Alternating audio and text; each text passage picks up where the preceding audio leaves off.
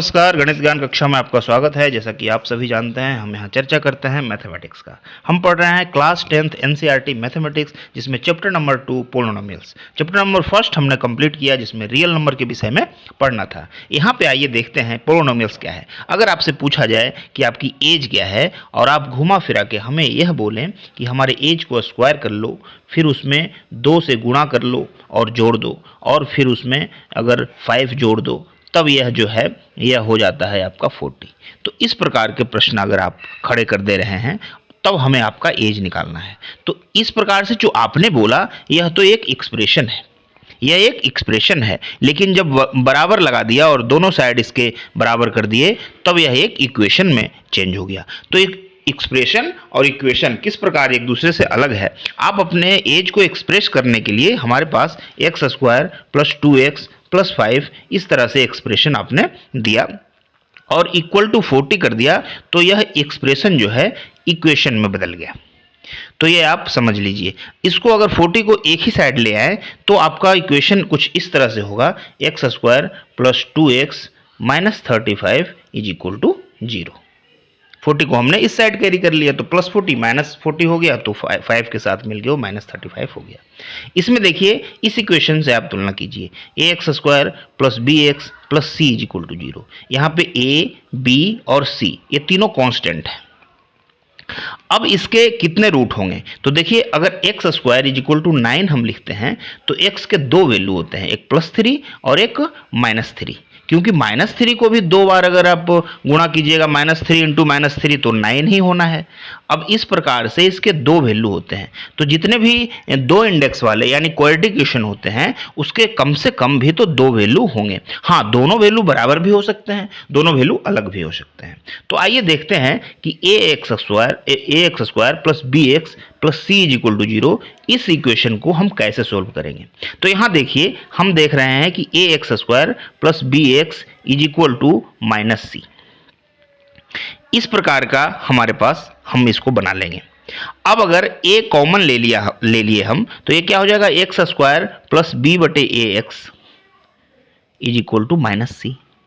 देखिए, इससे आगे हम आपको सोल्व करके दिखाते हैं कि यहाँ पे देखिए, a x square plus b x plus c is equal to 0, फिर सी ए कॉमन लेकर के इसको अगर सोल्व करेंगे तो ये क्या हो जाएगा, एक्स स्क्वायर प्लस बी बटे ए एक्स और प्लस सी बटे ए। अब देखिए, इतना इक्वल टू 0 लिखेंगे तो ए का कोई मतलब नहीं, ये तो 0 होगा नहीं, तो ये 0 हो जाएगा, कांस्टेंट टर्म है यहाँ पे।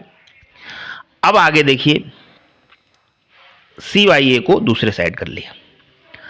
अब इस प्रकार से हमारा इक्वेशन जो है ऐसा बन गया। यहाँ पे देखिए, एक्स स्क्वायर है और आपका बी बटा ए एक्स है।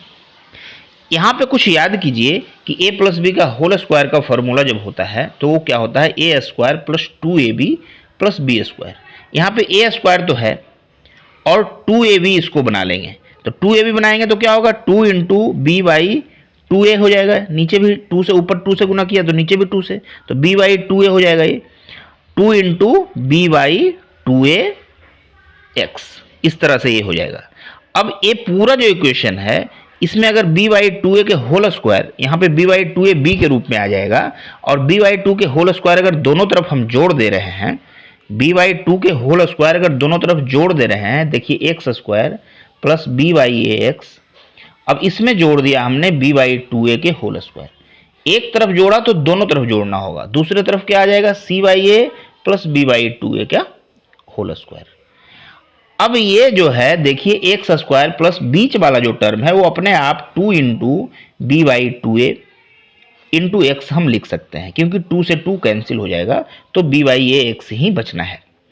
तो ये हो जाएगा आपका x square plus 2 into b by 2a x plus b by a के होल स्क्वायर। यानी कि आप समझ सकते हैं इसको, x square plus 2 into b by 2a into x plus x square is equal to c by a plus b by 2a के whole square. इस इक्वेशन को हम x plus b by 2a के होल स्क्वायर लिख सकते हैं, क्योंकि a plus B के होल स्क्वायर के ऊपर ये फिट बैठ रहा है। अब इतना जब हमारा x plus b by 2a के होल स्क्वायर हो ही गया, अब इस तरफ वाले टर्म को अगर जोड़ेंगे हम, तो minus c by a plus b square by 4a square. इसको जोड़ने पे देखिए 4a² कॉमन हो जाएगा और ऊपर b² माइनस 4ac हो जाएगा, क्योंकि a यहाँ 4a हो जाएगा तो 4ac हो जाएगा, ये b तो b² बाई 4a² है ही तो b²। इसको यहाँ पे भिन्न का जोड़ हमने किया है, बस और कुछ नहीं। फिर लास्ट में देखिए x प्लस बी बाई 2 के होल स्क्वायर हमें पता है, तो x प्लस बी बाई 2 क्या होगा, दूसरी तरफ वाले को अंडर रूट कर देंगे, तो यहाँ अंडर रूट कर दिया तो ये b² minus 4ac by 4a² आ गया, यानी under root b² minus 4ac by 2a आ गया। इस तरह x को अगर लाना है तो b बाई 2a को दूसरी साइड कर देंगे, यानी कि यह जो आपका हो जाएगा x इज इक्वल टू आपका हो जाएगा x is equal to minus b by 2a, और उधर जो आया है आपका plus minus under root b² minus 4ac by 2a।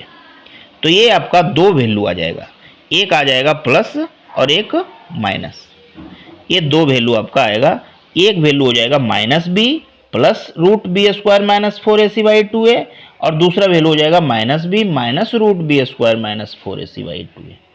अब यहाँ पे देखिए बारीकी से अगर आप देखिएगा तो इसमें दोनों चीज है, इसमें तीनों चीज है, b minus b plus minus root b² minus 4ac 2a, तो b² माइनस 4ac में a b c और तीनों है, इसलिए इसको हम d के बराबर लिखते हैं।